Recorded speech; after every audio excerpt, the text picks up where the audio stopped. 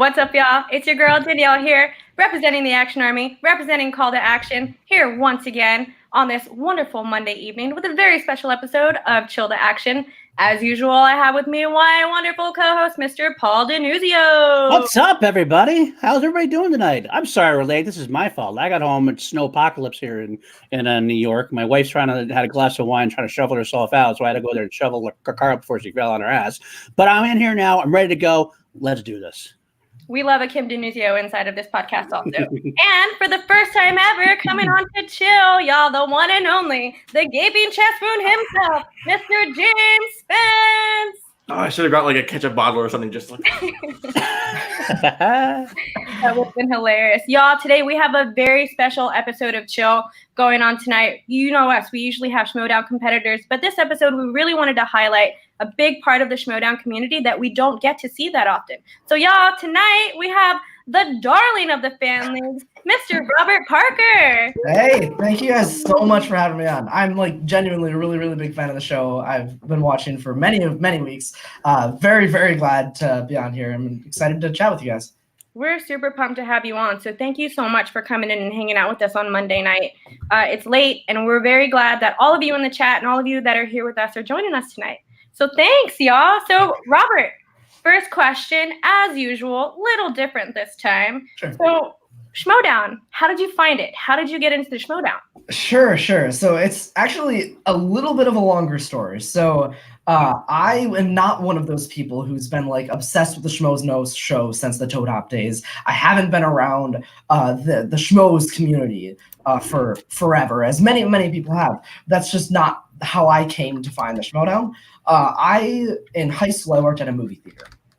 And there were two people who worked with me, two of my coworkers, who were those people, who were the people who had been obsessed with Schmoes, who watched all of the Collider content, all this kind of stuff. And they were always talking to me about the Schmodown because they knew that I liked trivia. They knew that I, all this kind of stuff. So they were always talking to me about the Schmodown. And they would show me clips here and there. And then eventually I sat down and like watched my first full match just by myself. It was Bibiani versus Andreyko, that first match.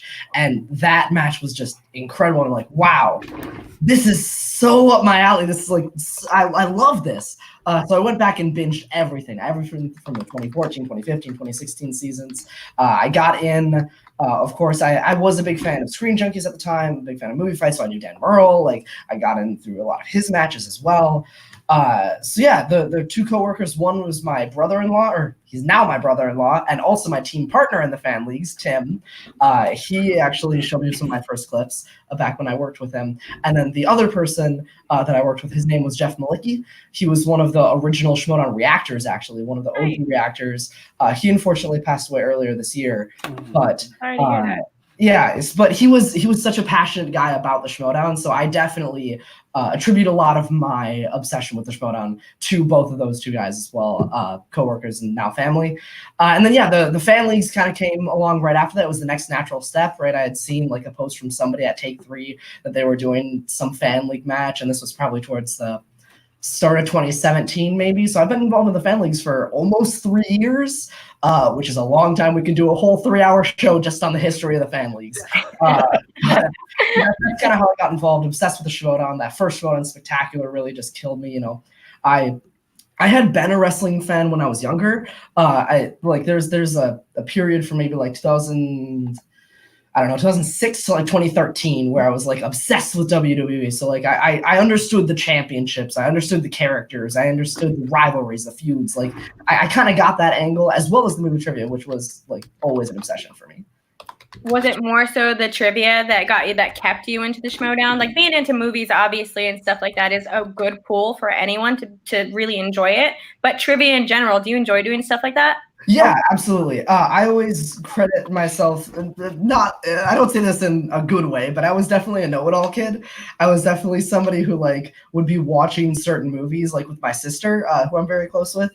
We would be watching movies, and the second movie would be over, I'd be like, hey, pop quiz, and I'd like ask her a bunch of these things about the movies. Like I distinctly remember like asking her about like some Harry Potter spell or something like that of the movie that we had just watched. So yeah, I not just with movies, but in general, like I just find a lot of excitement and joy and like learning things and like just knowing things. So for better or worse, yeah, kind of a know-it-all kid, and that has grown definitely into the session, specifically with movies, specifically with trivia in general as well.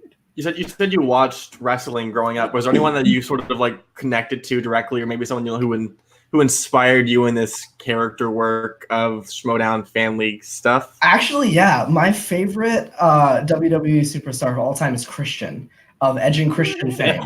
I loved Edge too, but Edge left right as I was like really diving in. Like there was a time 2010, 2011-ish, I could name like every Royal Rumble winner, the person they eliminated last in order, everybody would challenge for the title that I'd been watching. Like I was obsessed with like, again, memorizing like trivia, memorizing stats about this kind of stuff.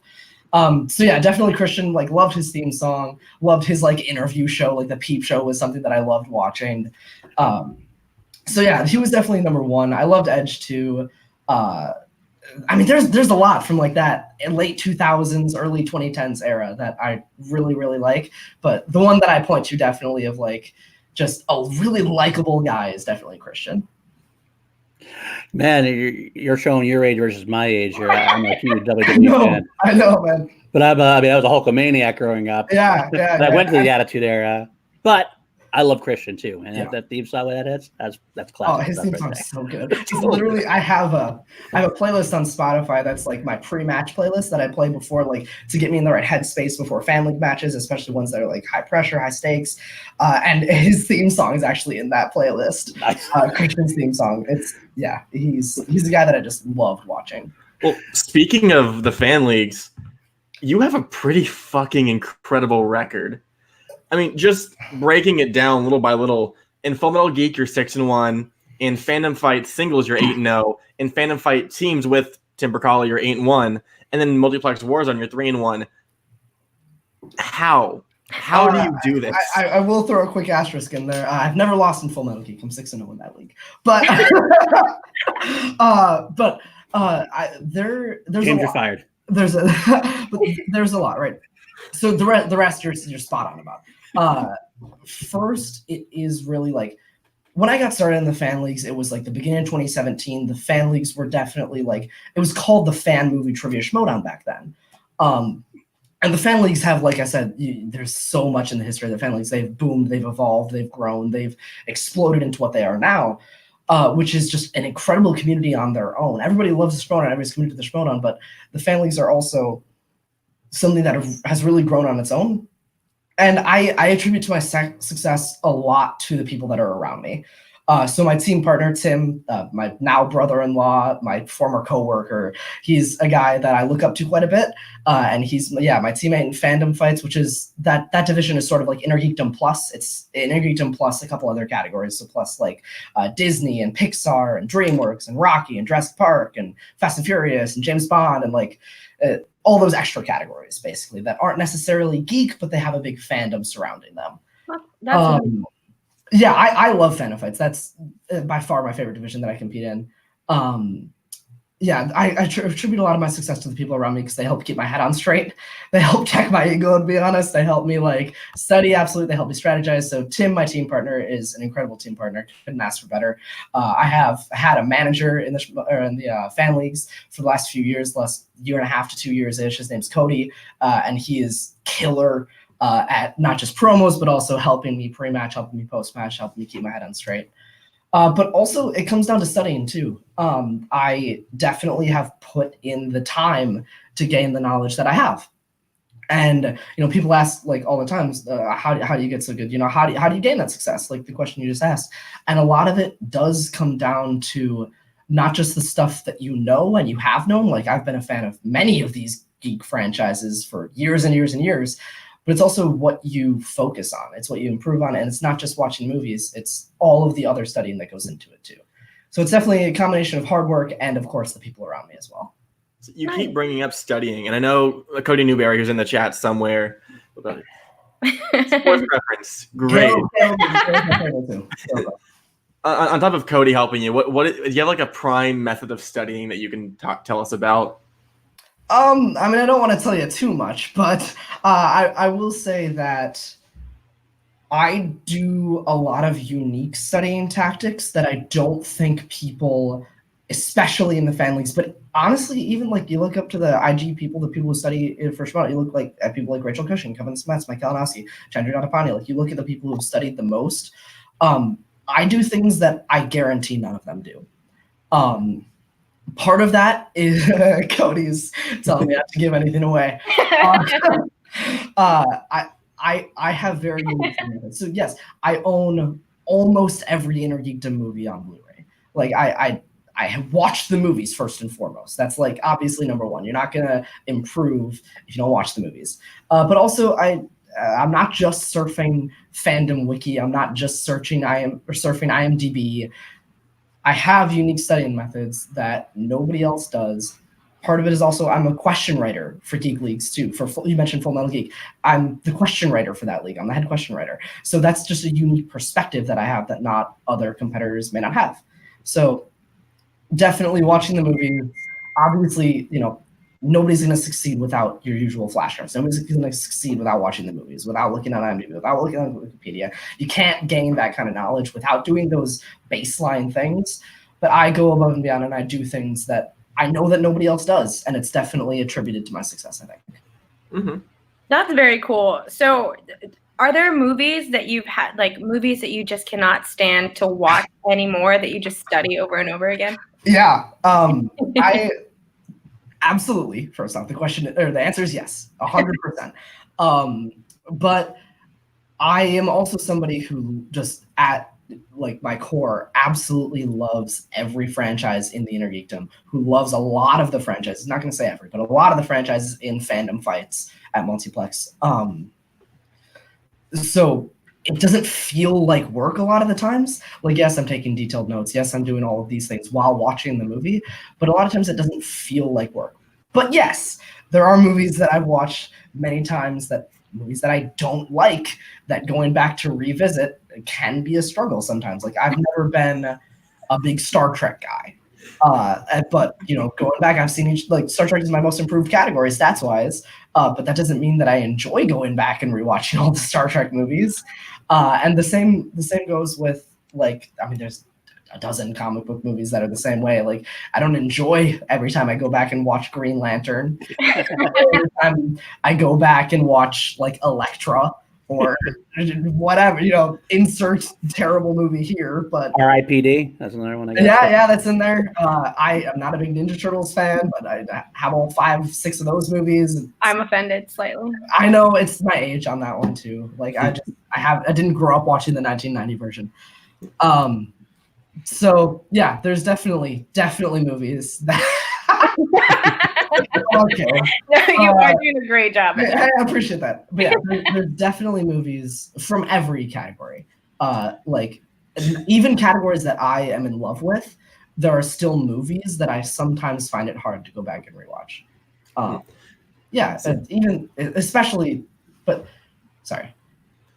Even if I have a hard time rewatching it, that's not enough to deter me from going back to rewatch it. Like, you look at movies like Man of Steel. It's a movie I don't like very much. I am not a big Man of Steel fan. I've still seen it however many times because it's asked about all the time. Like, I'm more committed to gaining the knowledge than I am being afraid to get through the movie again. So you like sort of picked up until like dropped slightly back there about stats. And suffice to say, I did a lot of digging on your stats, and thank you to Mr. Caleb Bateman and Caleb Coho for helping me with this. I want you to read through some of the people you've beaten in this, and they're very big family names except for one. You've beaten Jake Marangoni, Keys Cornelius, Jeremy Adams, your partner Tim Percala. You've beaten D2A 2 or 3 times. But there's one that always stands out to everybody that we have to ask about. You fucking TKO'd Kevin Smets. You did. I did. And Kevin Smets is an incredibly kind person. He's somebody I do consider a friend. We talk, I like Kevin Smets. He's an incredibly kind person. He's an incredibly driven competitor, and he's an inspiring competitor to watch. I beat him when he was playing in the fan leagues. And first off, those questions in that match were very unlike anything that he was used to. They were very difficult, but they were fan league caliber questions, which is something that I was used to at the time. He also wasn't the competitor that he is now. That was a year ago, maybe maybe just over a year ago. I want to say it was last fall. That sounds about right. That was in the first Full Metal Geek tournament. That was like round 3 of that tournament. So Kevin's an incredible person, and he was not the player that he is now. He was going out and winning matches very decisively. His accuracy in Full Metal Geek was very, very good, but he was not out here KOing former champions. He was not out here with 4 KOs like he is in the Schmoedown now. So part of that is definitely he's a different player, or he was a different player then than he is now. Part of it is the questions were more difficult than stuff he was used to, and part of it is I did it. Like I don't have like a third answer. Yeah, I beat him fair and square. That was an incredible match. One of my favorite Geek Fan League matches I've ever played in my life was against Kevin, and it just so happened that he got a tough 5-pointer, and I had a good round 2, and he had an okay round 2, and I came out with a TKO. You're very humble. If you beat Kevin Smets, you should say, I fucking beat Kevin Smets. I'm not here shouting down the rooftops that I TKO'd Kevin Smets. Or you don't want to wake the sleeping dragon either. Yeah, I get that. I don't want to make him mad. That's the main thing. Like, he's somebody I consider my friend. I don't want him to like come at me tomorrow on a chain. I consider a friend too, Kev. I'm not no disrespecting you. Exactly. Well, we're here talking about Schmoedown anyway. Obviously, is that we got us together in the fan leagues as a part of that. So this draft is coming up next year. So, I mean, as far as that goes, like, what are your thoughts on the draft? And, since you play fan leagues, I mean, why don't we just project it there? Who would you want to be as your manager? And who do you think the best manager would be? The best manager would be Cody Newberry. I would love to be drafted by Cody Newberry. Let's say Cody Newberry is not in the chat. I would still say that even if he wasn't in the chat. But the draft is extreme. That is an inside joke, and I love it so much. The draft is something that's extremely interesting. We talked a lot last year in the Schmoedown about anarchy and how much it shaked everything up. I think the draft is incredible. It shakes it up even more. I think I heard Brad Gilmore say this on the rundown a couple weeks ago, that this was the last step that the Schmoedown needed to take to become a full-fledged sport. And I'm paraphrasing, but I believe I remember him saying that. Brad's opinions are true. Yeah, absolutely. # best of all time. So it is incredibly interesting. It's incredibly fun as a fan, as a lover of the Schmoedown, as a watcher of the Schmoedown. It's incredibly fun to speculate about what could happen. Right, because we have however many managers confirmed, 9 at this point, I think. 9 yeah, 9 something like that.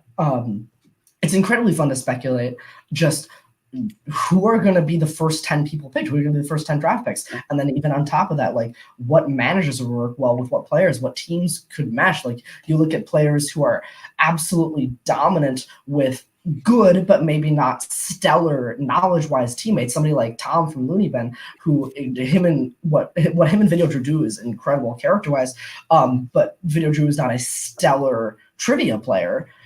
Were they to break up, you put Tom with somebody who's incredibly dominant, maybe like Adam Witt from Movie Guys, that's a championship team. James, do you need EMS, James? I know. He's his best friend. I know. Shit. I know. I say the word Drew, and James just like jumps out of his chair.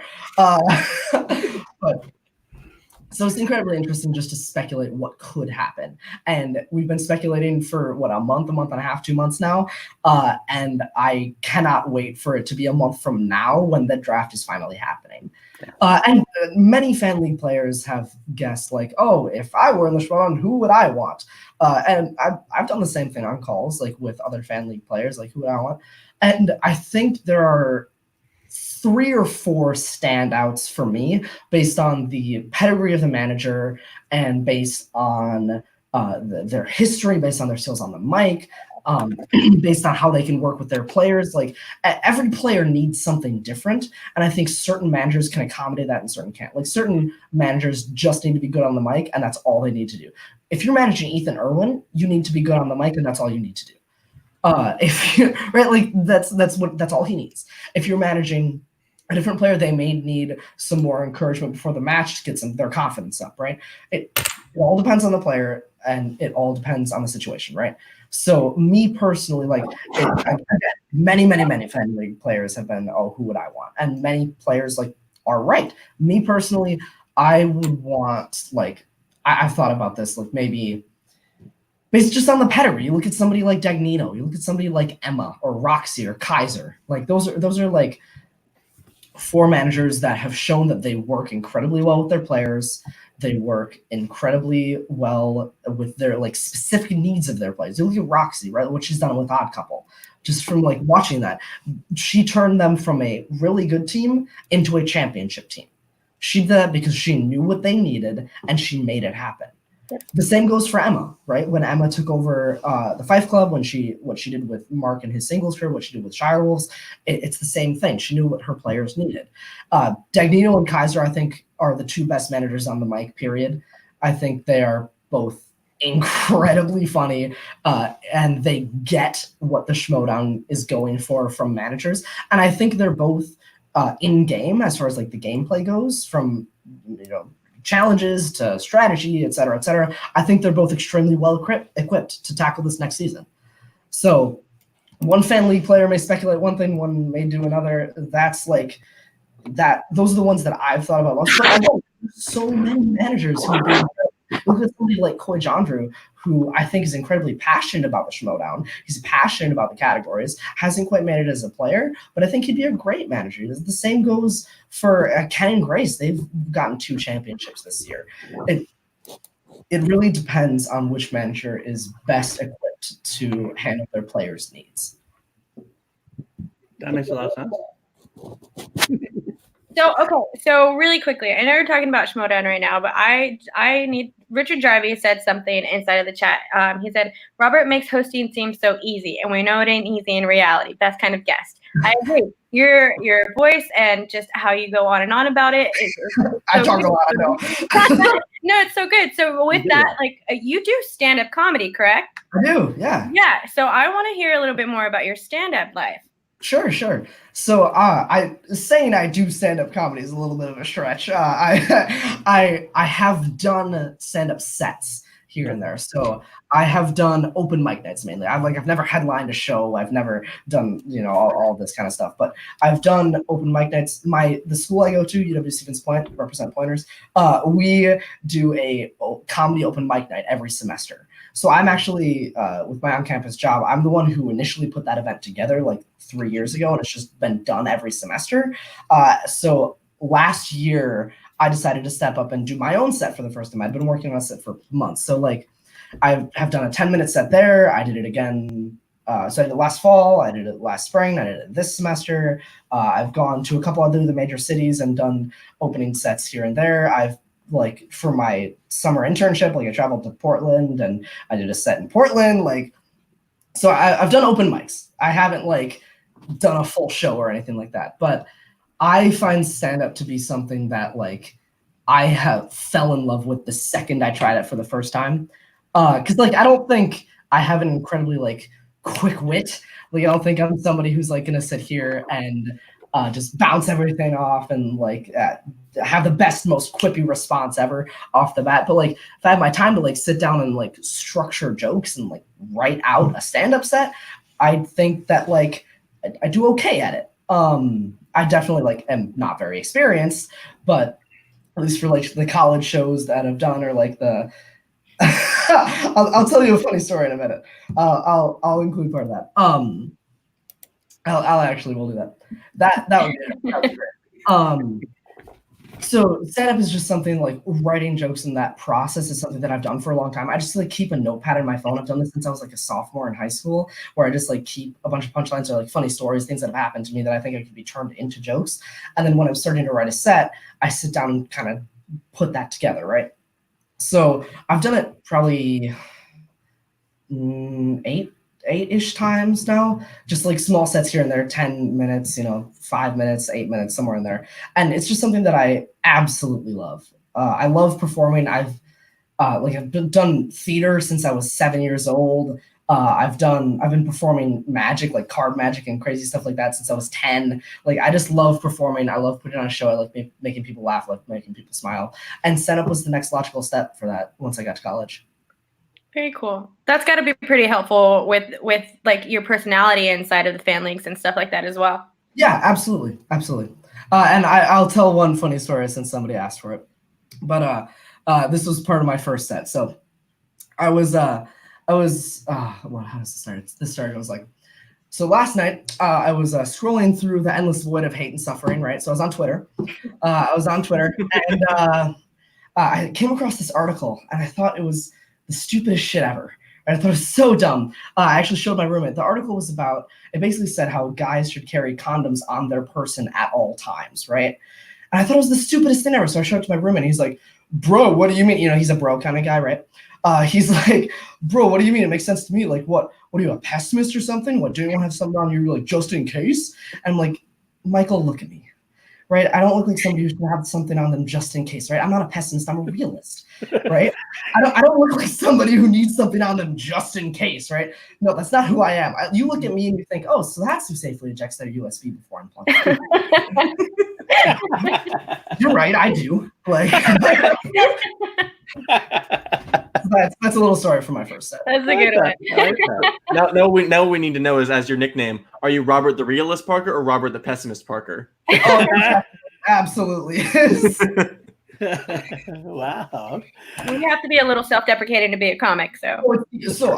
My family nickname is The Hobbit, and part of that is because I love Middle Earth, and part of it is because I'm 5'3". So like genuinely, like here up also look like a child, and then like full body shot also look like a child. So like a lot of my set is self-deprecating about my height and like things like that. But it's also like very funny stories about real things that have happened to me. I feel that. That's actually That's true, Thomas. You Well, since you're now watching the Schmodown, do you have a favorite all-time Schmodown moment that you've seen? Oh man, that is a great question.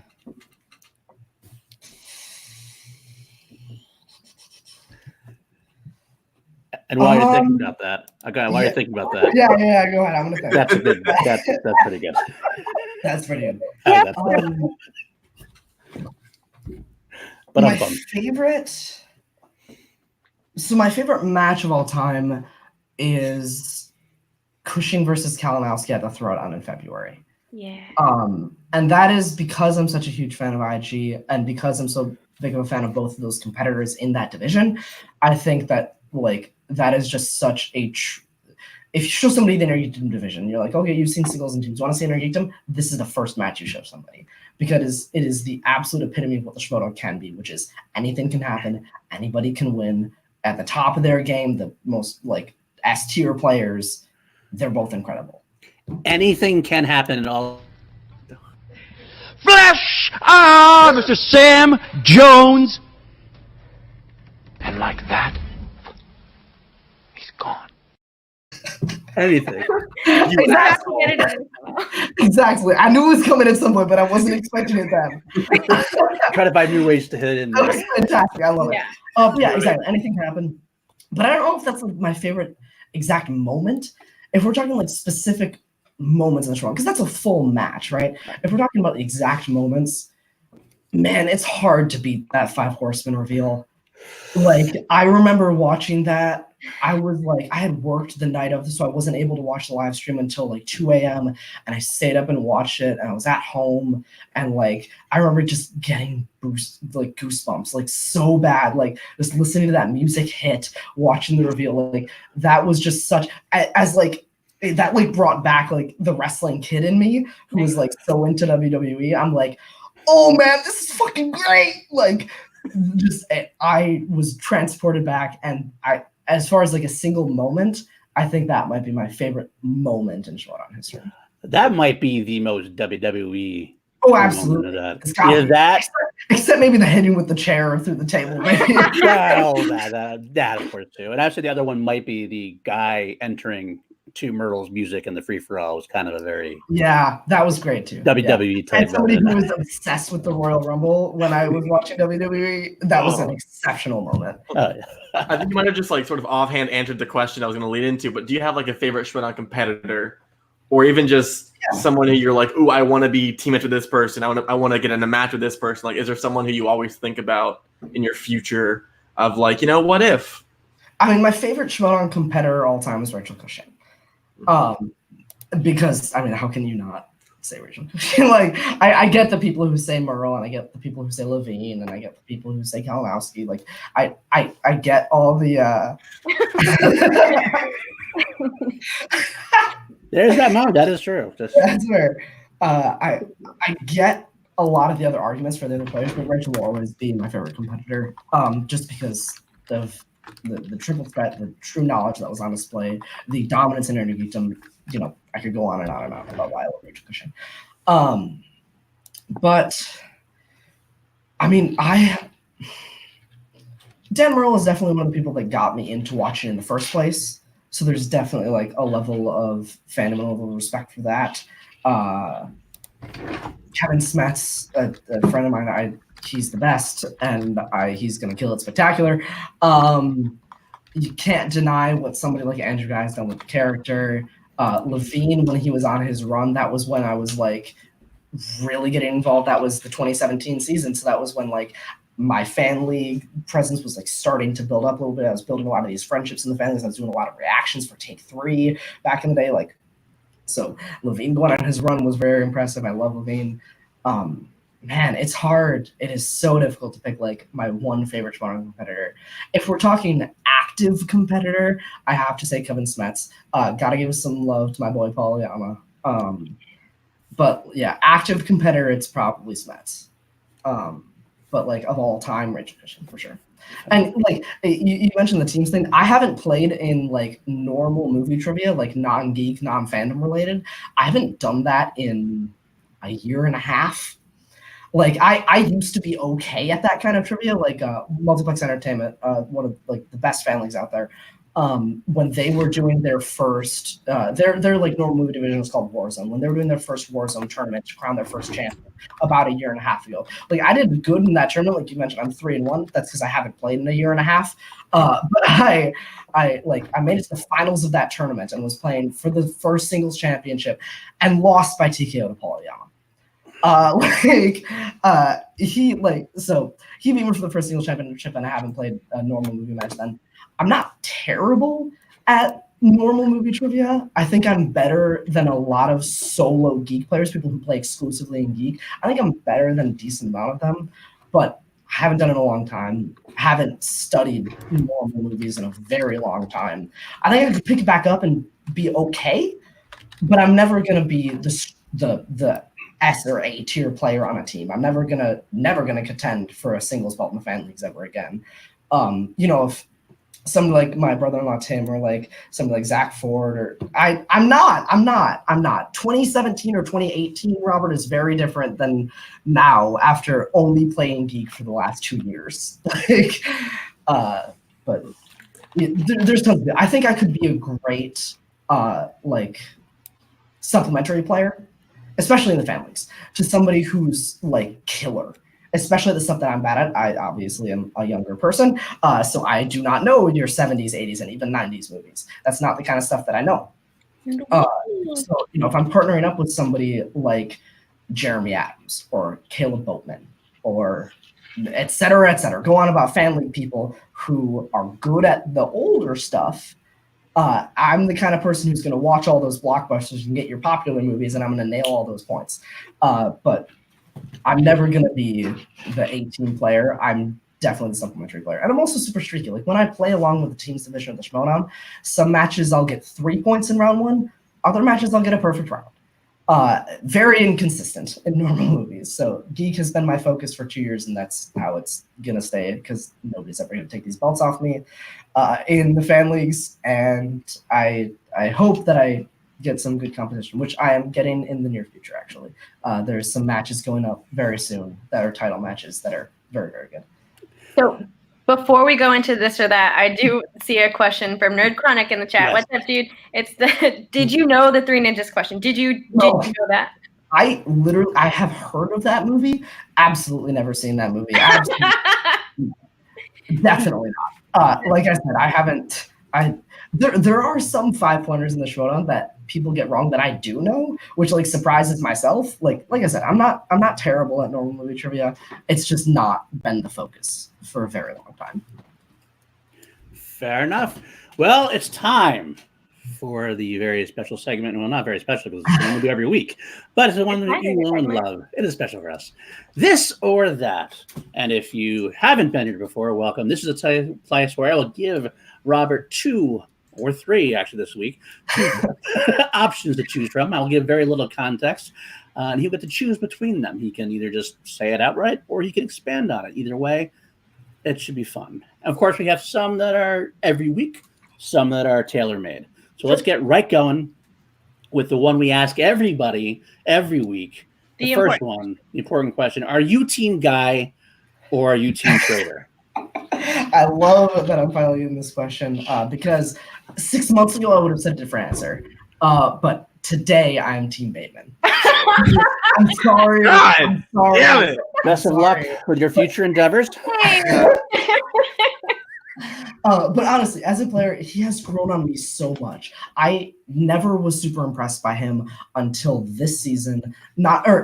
Really, his run with Who's the Boss was good, and that like got a lot of faith in for me back in him. But like, I was never a huge Team Action fan. Loved what they did with the character.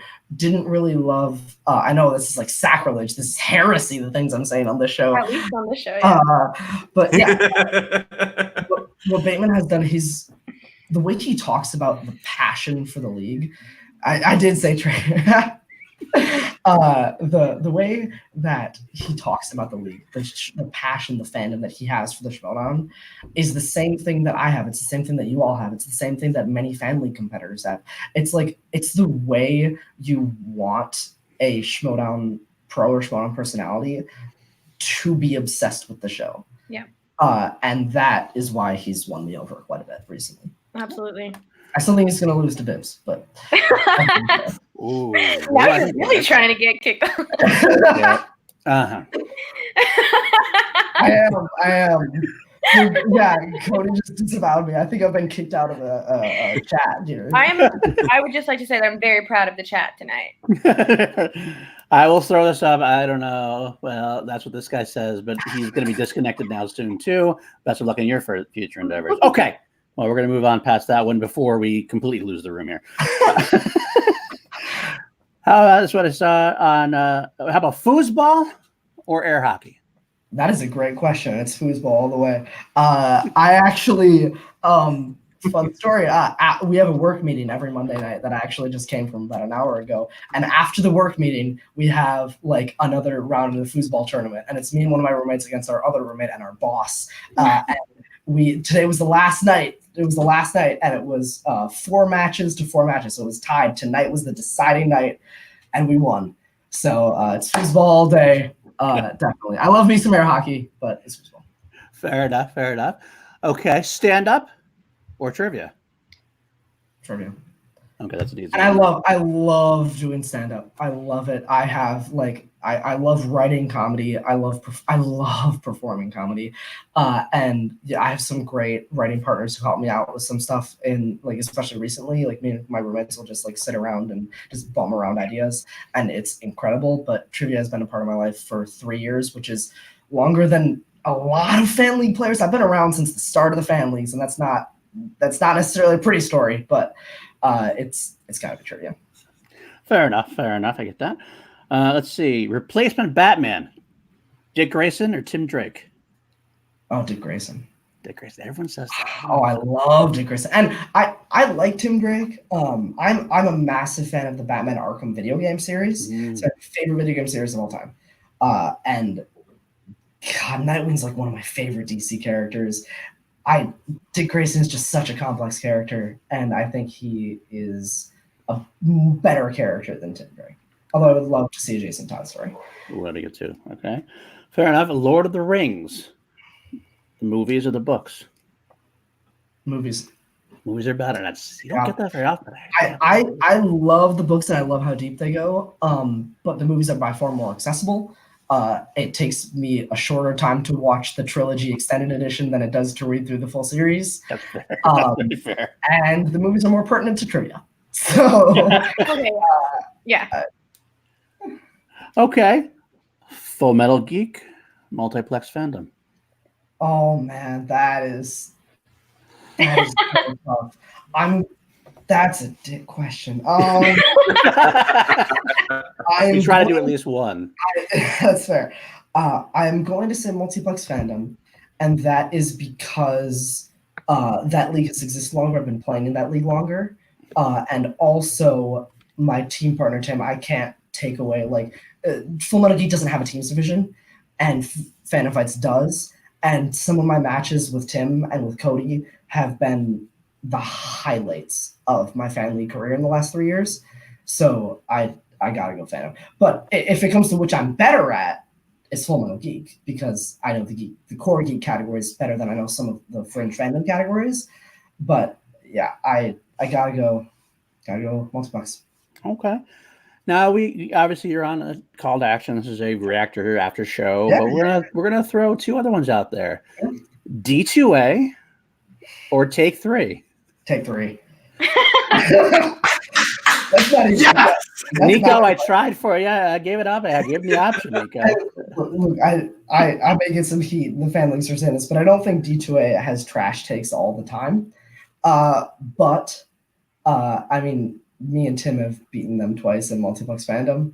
And also Take 3 is a channel that I used to be very involved with as far as reactions, as far as programming. I used to do watch-alongs for them. I used to be like a member of the channel. So it's by far Take 3. All right, good enough. I'm going to interrupt Take 3 just for a second because I want to highlight something. We have Robert Adams from the Son of Fanatics suggesting Hashtag Texas forever. have a Robert versus Robert match. And then Chandra suggests bringing in Robert Montano from Late to the Party 2 so we can have a three-way Robert match. If that's just normal movie trivia, I will lose so bad. I will lose very hard. Robert Montano and Robert from Son of Fanatics are both incredibly knowledgeable people and both very energetic and very charismatic people. But I would lose very hard. But I would love to do it. I would do it. That'd be lots of fun. Sorry, Nico. Sorry, Nico. Sorry, Nico. Okay. They'll come attack us at Spectacular, like, how dare you? How dare you? Cody Newberry or Kaiser? Now, Cody's not in the chat. He's not in the chat. Oh, he is actually. He is. But even if he's not, I still go Cody Newberry. Cody Newberry is somebody who has been. So one of the biggest draws of the fan leagues is not only the trivia, it's not only the matches, like the chance to compete, it's also the friends that you make in the community, because that community is so incredibly knit, so close. And Cody has been one of my best friends in that community for 2 years, since like Multiplex's birth, since before Multiplex's birth. He's been my manager, he's been my best friend in the community. Cody is somebody that I ride or die with, and he knows me inside and out. He knows how I play trivia inside and out. We're personal friends. Like, it's got to be Cody. But that's not to discount Kaiser, because Kaiser is hilarious and kind and funny, and the best thing to happen to the Schmodown are him and Kevin Snuts this season. Okay. I'll give Spence credit on this one. He did bring this one up. He wanted to know, looking for Alaska or Baby Yoda? Oh, God. Oh, dear Jesus. I gotta say, looking for Alaska. I have the book right here, and I love I really enjoy Mandalorian. I wouldn't say I like love it. Love me some Baby Yoda. I follow many Baby Yoda accounts on Twitter, and I like a lot of it. I'm sure that many people are getting annoyed with me by this point. But Looking for Alaska as a book and now Hulu miniseries is a story that has been incredibly influential, like on my personal life and my personal growth, like as one of them human beings. So I love Looking for Alaska. I've read it first in middle school, read it again in high school, read it again in college, and each time it's been different to me. And the Hulu miniseries is perfect. And I have to go Looking for Alaska because that's a story that like I could pick up that book and read the entire thing in one sitting tonight, and I would cry 6 times. Like, it's incredible. Well, now that is official. If it's a book to cry on, it's officially on my reading list. So it is. It is very on brand for me. I've been talking about Looking for Alaska quite a bit, and I love Baby Yoda, but Looking for Alaska is just so special to me as a story.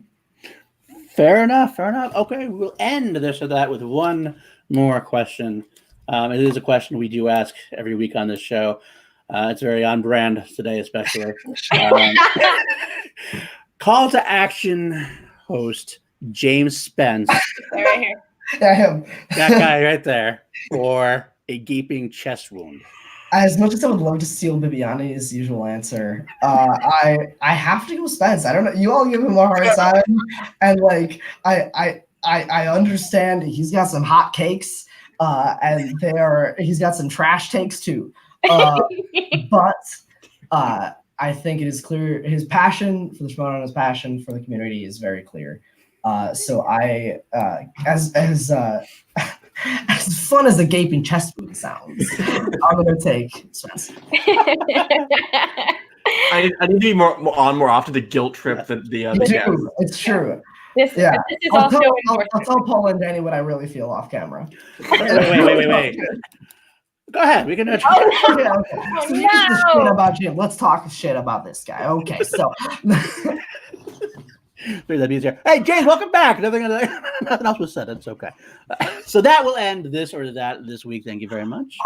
Yeah, you know what that means, chat. That means get your questions in here. Make sure you put those questions in there. Anything that you want to ask Robert, go ahead and go for it. Shoot it in the chat. We're going to make sure that we try to get to them as much as we can. While we wait for that, y'all, don't forget, subscribe to Team Action and everything that they do. This is an Action Army centered podcast. We love the guys. We love Team Action. We miss Team Action. We cannot wait for this week's match. Y'all, we're super pumped about Who's the Boss versus the Family. So pumped about that. Paul, tell us about the Team Action Patreon. Just like that. It's perfect in there. Team Action Patreon is where you want to go now. We're getting all sorts of new content there. They're actually putting up reviews and from their matches as soon as they drop the Who's the Boss match that you're going to see, Who's the Boss for the Family. They're going to try to drop that almost the same night. They're full behind the scenes details, and how can you not want to see that? Get there, $5 patrons and above, amongst everything else that we have going on. And you can be a general. You can pick movies for Action Movie Anatomy. You get to hang out with Ben and Drew at least 2 or 3 times a week on a private chat through Google Hangouts. Trust me, it's awesome. I've been there for a while, and please keep me employed. I work for them. Just give me your money so I can stay employed by them. Thank you. That's great. James, go ahead and tell us about these fan leagues, bud. Oh, yeah, great. So, I was going to say they went until we back it. Right. So, for those of you who don't know, I put out a little feeler out to multiple fan pages to get some questions. And Full Metal was actually very generous with them. The first one we have is actually from a friend of the show, Mr. John Mariano. He asked you, Mr. Robert Parker, when you aren't studying, what do you do for fun? That's a great question because I am studying a lot. He's very right about that.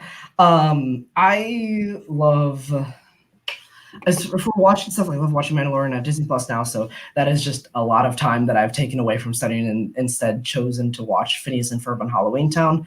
But I love Halloween Town, so that's it's so good. The Halloween Town High is my favorite. I have no idea why, but it just is. If we're talking like I'm not a big TV guy. I haven't been even before I started doing movie trivia, I've never been a huge TV guy, but I'm always trying to widen my like movie kind of like feelers. That's the very weird way to word it. But like I'm always trying to watch movies I haven't seen before, always trying to widen my horizons, broaden my horizons. That's the right phrase that I was thinking of. Always trying to like watch more movies, always trying to learn more about movies. I fail at that quite often because instead I'm like, oh, I could watch this like classic movie that I haven't seen before, or why don't I rewatch like 2004's Punisher? Like, I make decisions like that a lot. Okay, so not a TV guy. Get rid of all of my questions. I definitely like. There are some go-to movies for me like that are non-geek.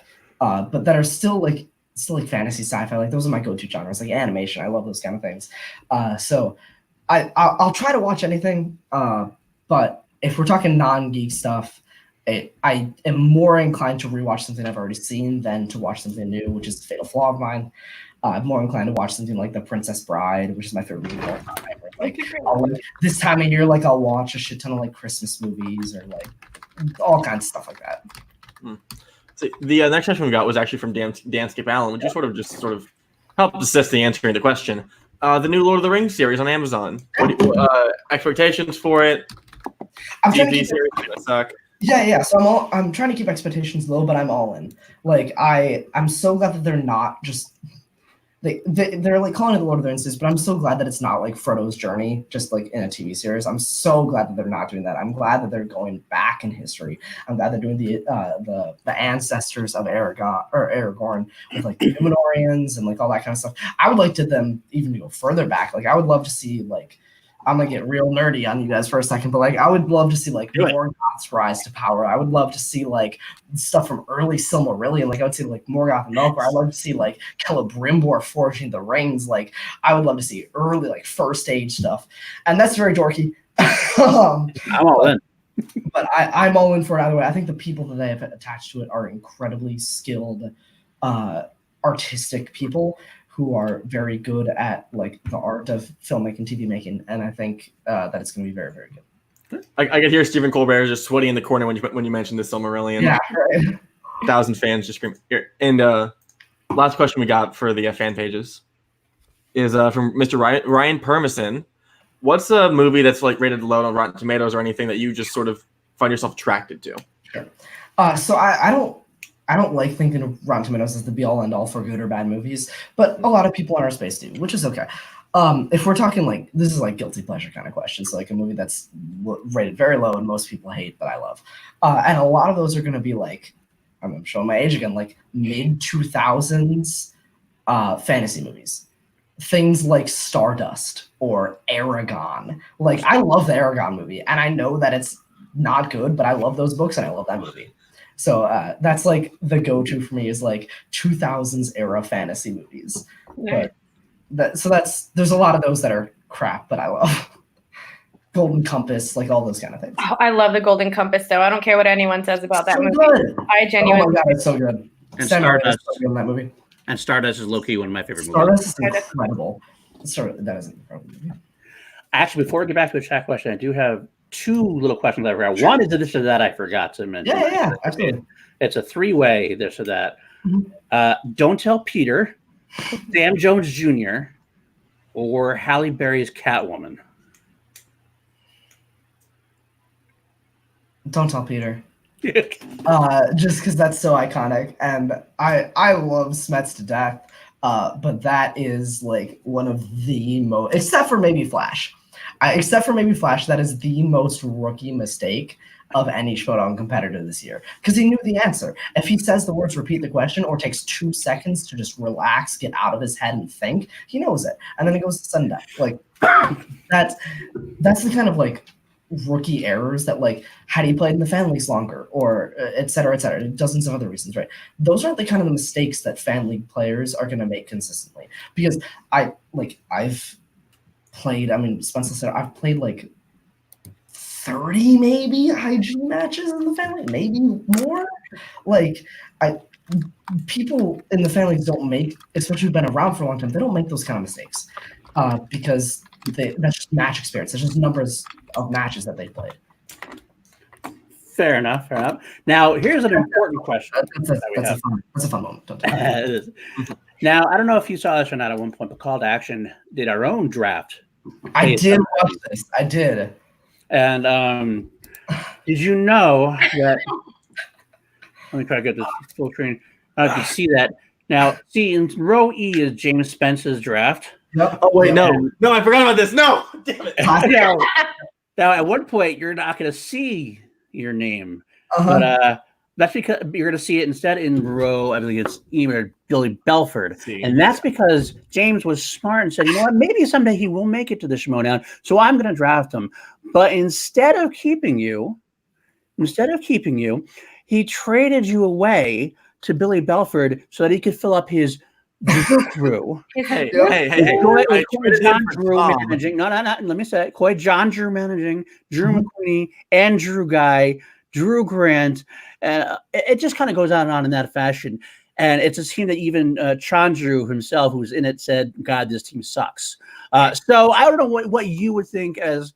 What do you think about James taking you in the draft and then trading you away? I am incredibly honored that James.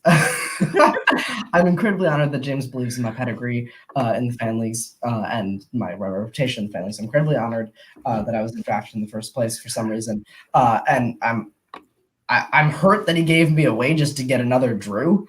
But at the same time, he drafted me for who's actually like I'm pretty sure he traded me for Andrew Jablonta if I remember right, and like I traded you for Tom. His last name could be Okay, Drew. so that's Have to be yeah. safe. Yeah, okay, that's fine. So that's a fair bet. You got to keep living Okay. together. Tom has been dominant in this team tournament. I'm not that personally offended. You want to change your answer on that one? Just I'm not, maybe. I'm not that personally offended. I'm honored to be drafted in the first place. But that you gave me up for Tom, you gave me up. That makes me feel shitty. For Tom, he's pretty fucking good. So like,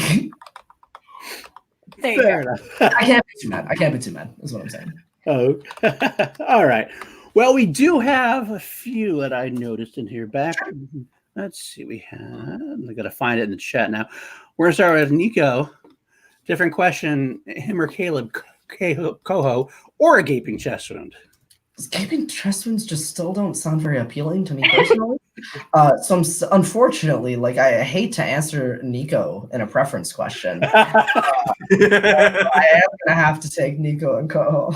Okay. All right. Fine. Okay. We have. Let's see. Favorite fan league match that you've ever watched from Thomas Scully? Ooh, that's a great question. I'm gonna take myself out of it. Ones that I haven't played in, but I've just witnessed or watched. I'm going to say it's a weird match because it's not one that got a lot of hype, but it's one that I've rewatched like time and time again. It's got to be my sister Maggie, who played in Fandom Fights when she beat Dominic Rizzi. Dominic Rizzi is like a pretty big name in the fan leagues. He's a very, very good accuracy player in both geek divisions and singles divisions. He tends to choke in big moments. And it was the semifinals of the semifinals of the tournament. And my sister Maggie, who had debuted that season, went on like a 5-0 like crazy run, beats the number 1 seed of the tournament, and like upsets him. That was an incredible moment. And also family's involved, so I have to go with that. That's nice. Gotta stay with the family. Gotta stay with the family. Don't ever side against the family. Yeah, exactly. Albert, what is the bad geek film that you've seen the most in order to study? Bad is subjective, but if we're talking about a movie that like most people consider bad, I don't mind this movie that much, but the one that most people consider bad that I've seen the most is definitely Suicide Squad.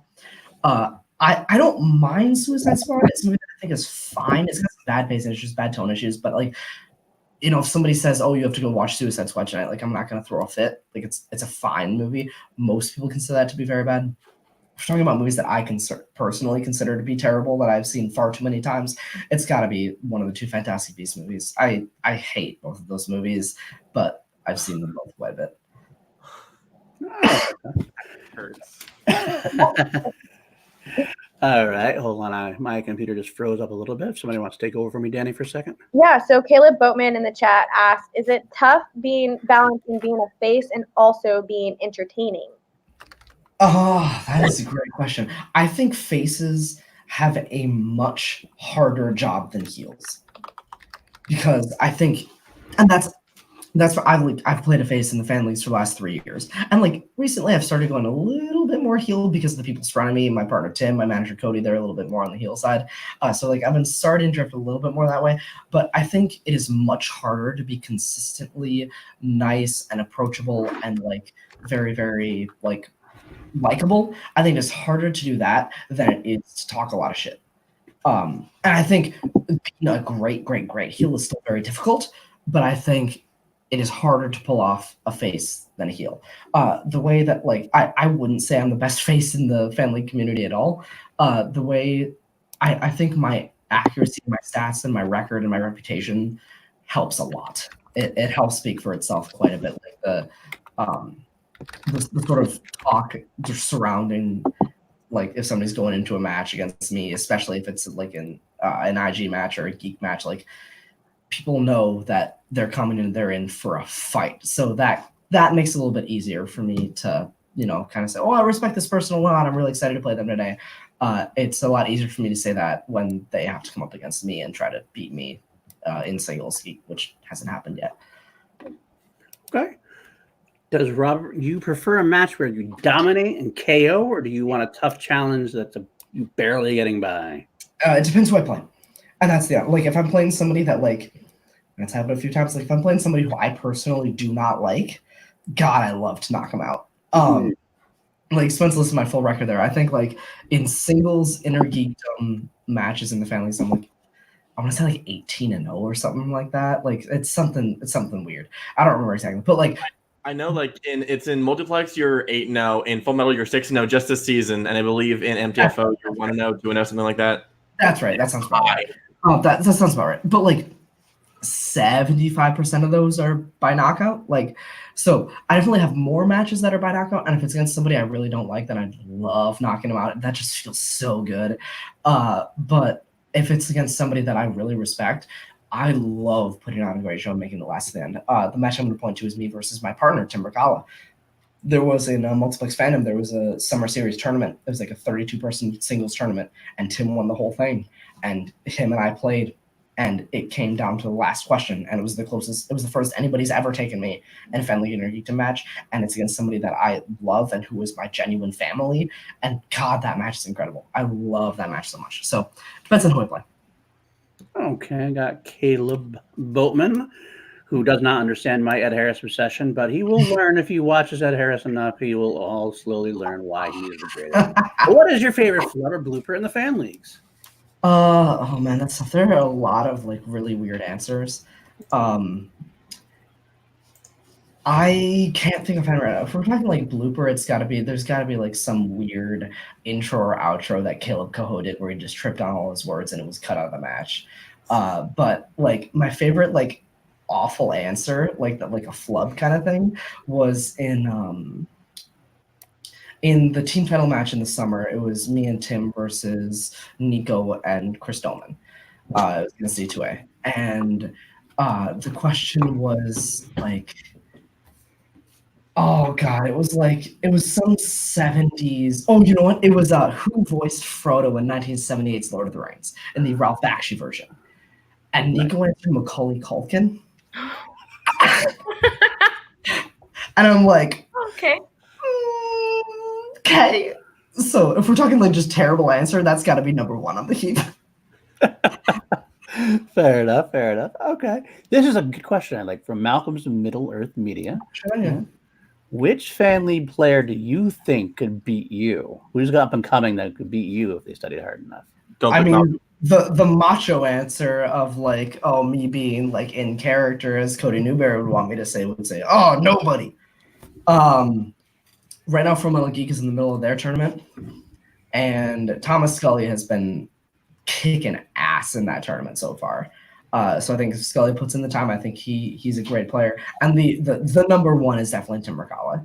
My brother-in-law, my team partner, he is ridiculously good, especially in fandom. And we had that incredible fandom singles title match. I came on top barely to the last question. So those are the two big ones. I think Scully's great. And that's just like there's a lot of great players. Like I'm trying to be like nice, but like also I do recognize the value that I have and the knowledge that I have, and I know that it's gonna be tough to beat me. Yeah. Well, there's also, I mean, I think you said it before because you started focusing on Thomas for a second. Yeah.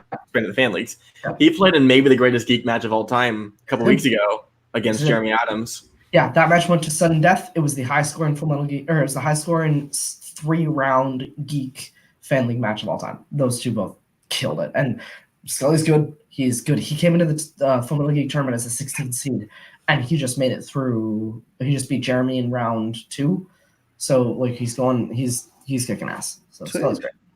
I'm gonna change this one just a smidge. Brian Fernandez, what is the biggest hot take that you have always wanted to tell everyone? Maybe something that you are embarrassed by, but you want to go get it out there. That the Hobbit movies are incredible. That's my go-to.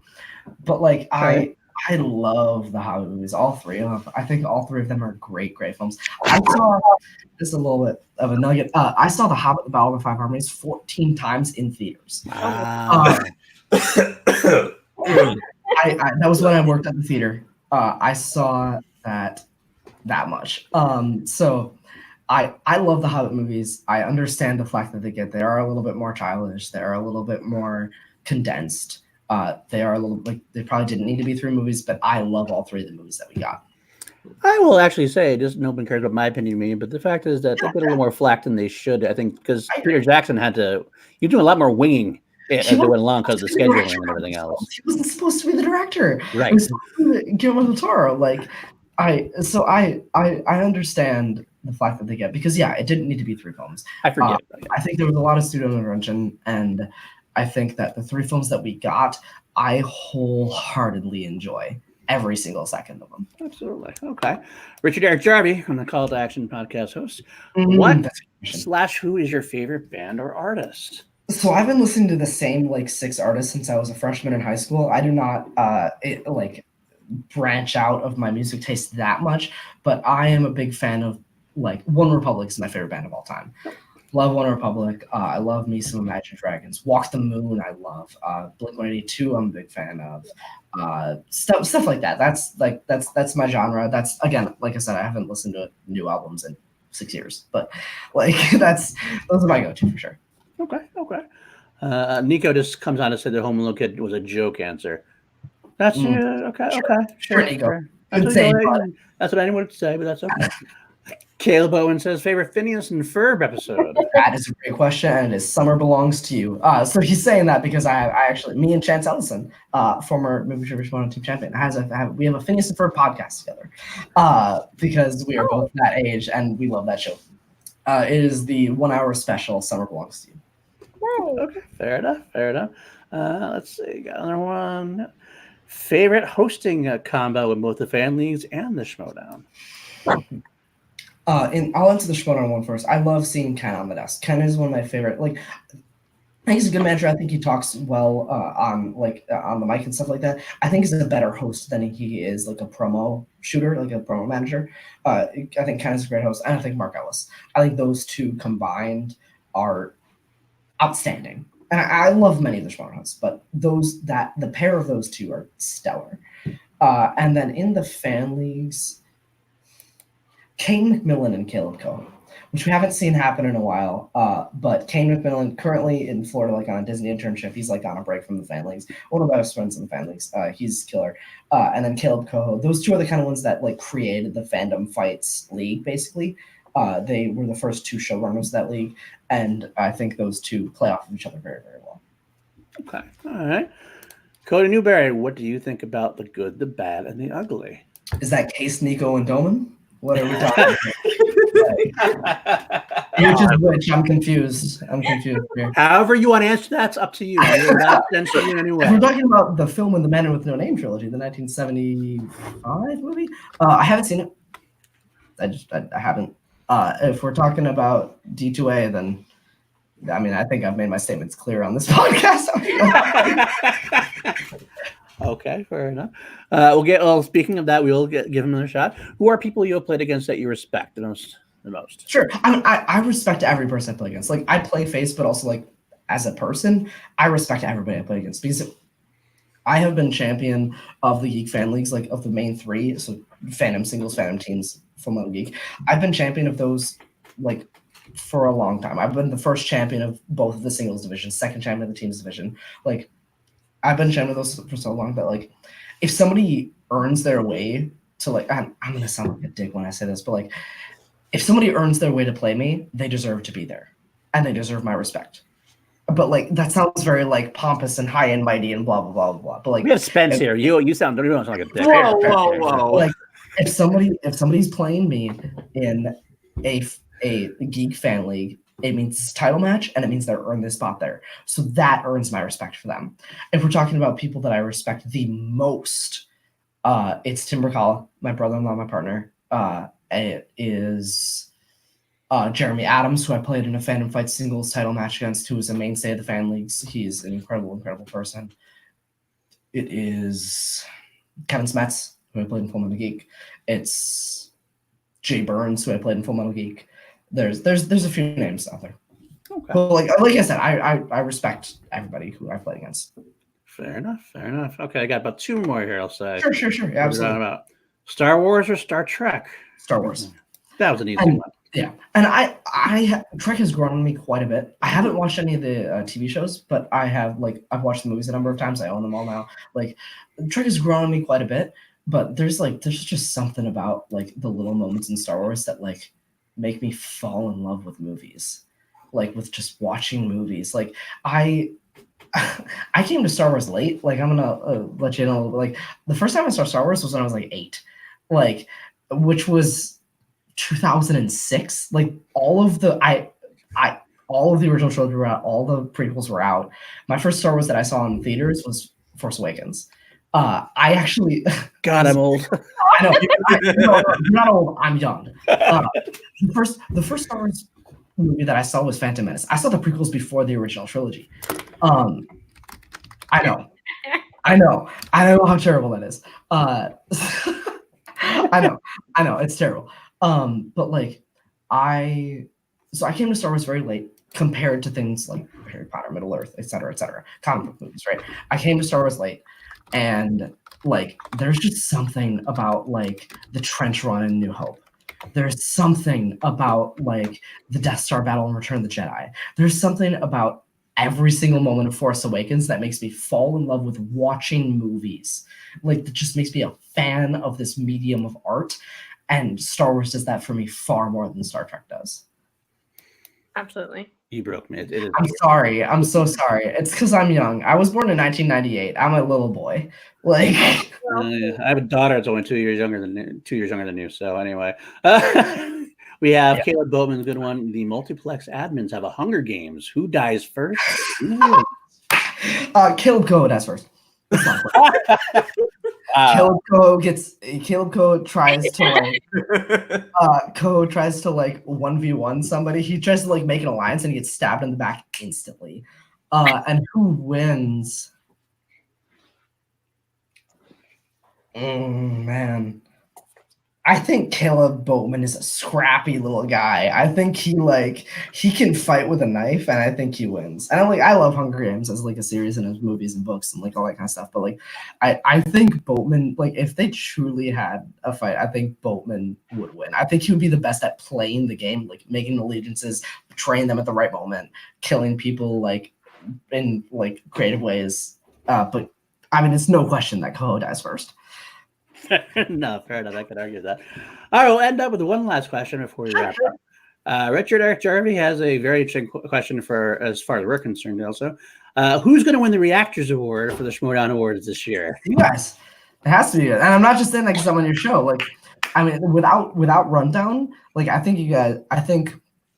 I love the Take 3 Reactors Summit. I think that's actually a really underrated show. It's just not incredibly consistent, and then it's like on different days. But I do think that's a very good show. But as far as very consistent, high quality analysis of Schmodown, it's gotta be you guys. It's between you guys and D2A, and it's you guys. Like it's definitely call to action. Thank you very much. Thank you so much. Woo! And with that, y'all, we're getting ready to head out of this place. Thank you all so much for coming in and hanging out with us tonight. Happy Monday, y'all. Robert Parker. Like my friend. Thank you so much for having me on. Truly, like I'm such a big fan of the show. Thank you so much. Thank you very much. Woo! And with that, y'all, we're heading out of here, representing Action Army and all of that stuff, representing Mr. Paul Denuzio, Mr. James Spence, and everyone at the Call to Action. Thank you all for coming in and hanging out with us tonight. Have a good night. I will say one thing. We're going to tease next week. Next week, obviously, we're all going to be at Spectacular. So we're not going to have an actual official chill episode next week. However, there may be an unofficial chill action episode live streaming from the Action House where a bunch of us are going to be in a B&B the day after Spectacular. So that might happen. We're going to see how that goes. So look out for that. And then after, we will return the next week. Hopefully, if everything goes the way it's supposed to go, we'll be with Brianne Chandler, Miss Movies herself.